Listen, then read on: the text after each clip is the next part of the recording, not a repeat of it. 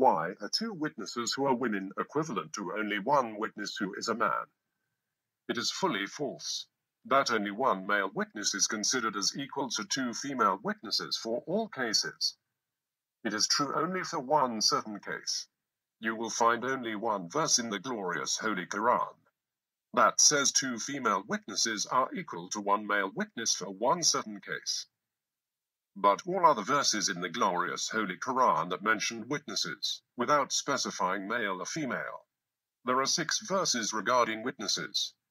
The specific verse regarding two female witnesses are equal to one male witness is Surah Baqarah, chapter 2 verse 282. This is the longest verse in the glorious Holy Quran and deals with debt contracts. It says, "O you who have believed, when you contract a debt for a specified term, write it down, and let a scribe write it between you in justice. Let no scribe refuse to write as God has taught him, so let him write and let the one who has the obligation dictate. And let him fear God, his Lord, and not leave anything out of it. But if the one who has the obligation is of limited understanding or weak, or unable to dictate himself, then let his guardian dictate in justice. And bring to witness 2 witnesses from among your men, and if there are not 2 men available, then a man and 2 women from those whom you accept as witnesses, so that if one of the women errs, then the other can remind her. And let not the witnesses refuse when they are called upon, and do not be too weary to write it, whether it is small or large, for its specified term. That is more just in the sight of God, and stronger as evidence and more likely to prevent doubt between you, except when it is an immediate transaction which you conduct among yourselves. For then there is no blame upon you if you do not write it, and take witnesses when you conclude a contract. Let no scribe be harmed or any witness, for if you do so, indeed it is grave disobedience in you. And fear God, and God teaches you, and God is knowing of all things." This verse of the glorious Holy Quran deals only with debt contract. For such cases, it is always recommended to make a contract in writing between the parties and take 2 witnesses, preferably both of 2 witnesses, which should be men only. In case if anybody cannot find 2 men, then 1 man and 2 women would suffice. You have to understand that the social culture of that time and recent time were not similar. Country to country culture vary.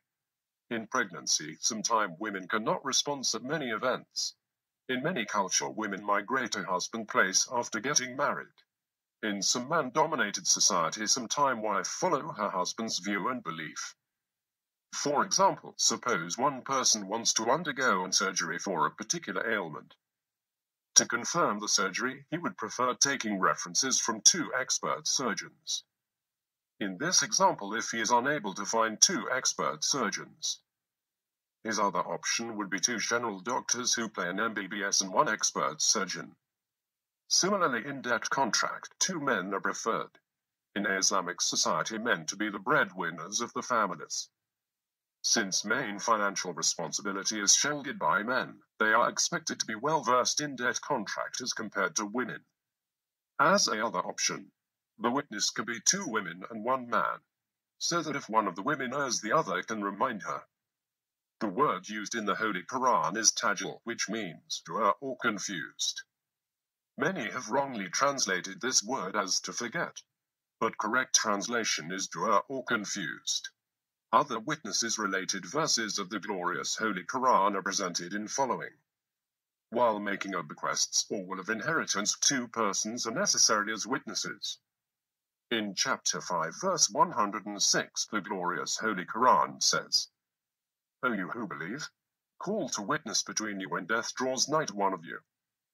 At the time of making the will, 2 just persons from among you, or 2 others from among others than you, if you are traveling in the land and the calamity of death befalls you.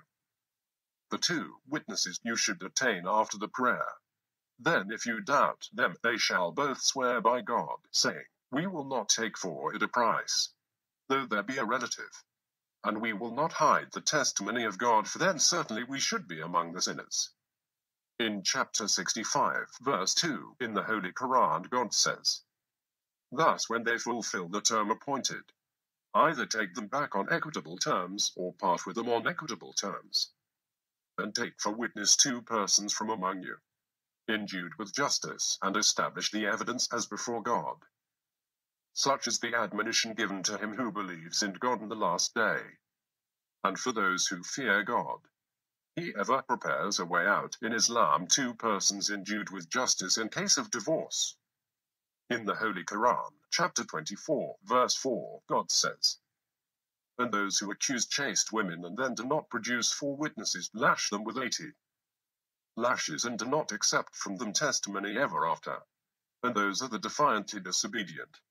There are one particular verse of the glorious Holy Quran from chapter 24.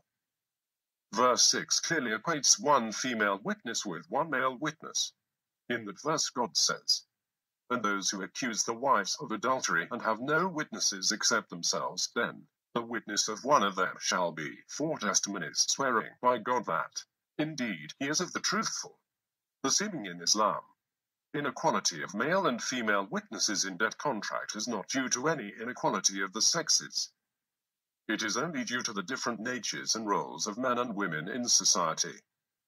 Here I attached some feminist women's video who were converted to Islam after a long research. Please subscribe to our channel. Kindly like, share and comment on our videos. If anyone benefits because of your like and share, then God may provide you with unlimited reward, which is called Sadaqatul Jariyah in Islam. Sadaqatul Jariyah is continuous rewards received for good actions, deeds, and spreading knowledge. It is a gift that not only benefits us in this life, but also benefits us and our loved ones in the hereafter.